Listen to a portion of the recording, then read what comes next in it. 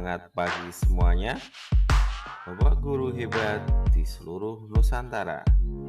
Salam dan bahagia untuk kita semua. Kali ini saya akan menjelaskan tentang koneksi antar materi pada modul 2.1.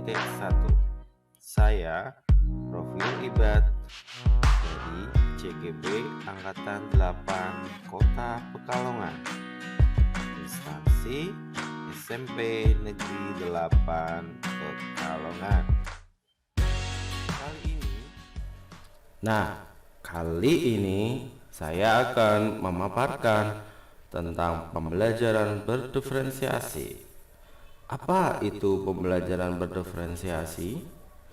Pembelajaran berdiferensiasi adalah pembelajaran untuk mendukung semua murid di kelas. Setiap anak adalah peserta didik yang unik. Mereka mempunyai kelebihan dan kekurangannya masing-masing. Apa yang beda ya? Mungkin minat, gaya belajar, kebiasaan pola pikir, kemampuan literasi, dan lain-lain pasti berbeda. Disinilah perlu usaha guru untuk dapat memenuhi kebutuhan belajar murid yang berbeda-beda. Bagaimana caranya agar bisa melaksanakan pembelajaran berdiferensiasi? Yang pertama, guru harus bisa melakukan pemahaman tentang tujuan pembelajaran. 2. Guru harus tahu proses penilaian berkelanjutan. 3. Dapat menciptakan lingkungan belajar yang mengenal murid. 4. Mengetahui dan merespon kebutuhan belajar murid. 5. Melakukan manajemen kelas yang efektif. Berkaitan dengan kebutuhan belajar, ada 3 hal yang guru harus tahu. Yang pertama, kesiapan belajar murid. Yang kedua, minat peserta didik. Yang ketiga, profil belajar peserta didik. Nah, kita akan bahas satu persatu. Kesiapan belajar murid, guru harus tahu untuk menilai pengetahuan awal. Guru harus mengetahui di mana murid sudah siap atau belum. Minat murid. Minat setiap anak-anak pasti berbeda-beda. Nah, salah satu motivator penting bagi murid adalah dapat terlibat aktif dalam proses pembelajaran. Nah, yang ketiga, profil belajar murid. Yang dapat mempengaruhi profil belajar murid yaitu 1. Lingkungan. 2. Gaya belajar. Yang ketiga adalah kecerdasan majemuk. Bagaimana cara mengidentifikasi kebutuhan belajar murid? Yaitu dengan 1. Mengamati perilaku murid-murid tersebut. Dan 2. Mengidentifikasi pengetahuan awal. Dan yang ketiga, mereview dan melakukan refleksi terhadap pembelajaran. Yang keempat, berbicara dengan guru murid sebelumnya. Yang kelima, menggunakan berbagai penilaian formatif dan diagnostik.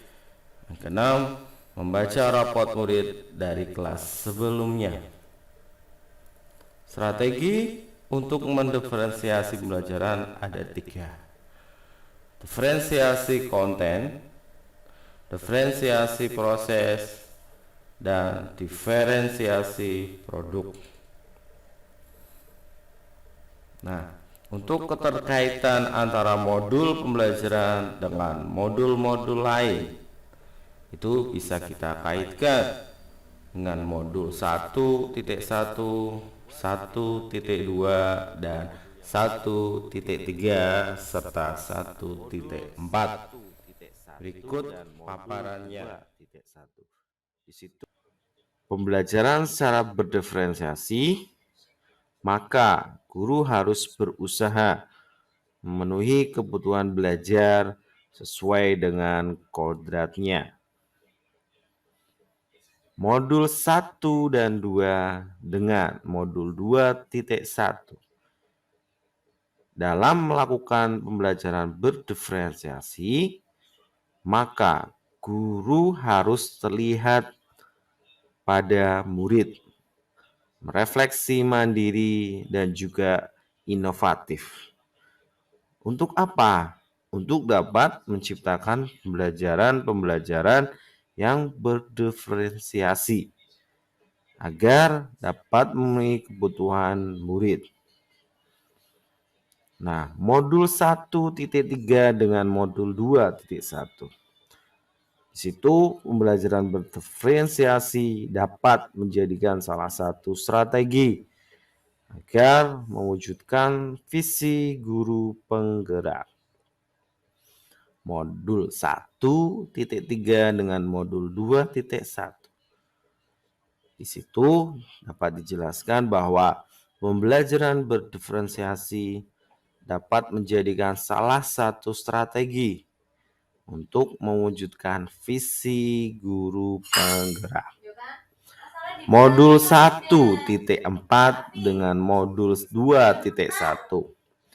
Di situ dapat dijelaskan bahwa dalam pelaksanaan pembelajaran berdiferensiasi antara guru dan murid harus ada kesepakatan agar proses pembelajaran dapat berjalan dengan baik, dengan nyaman, dengan aman, dan menyenangkan, sesuai dengan nilai-nilai budaya positif.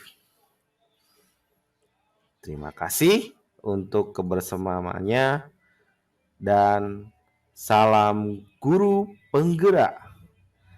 Tergerak, bergerak, dan menggerakkan.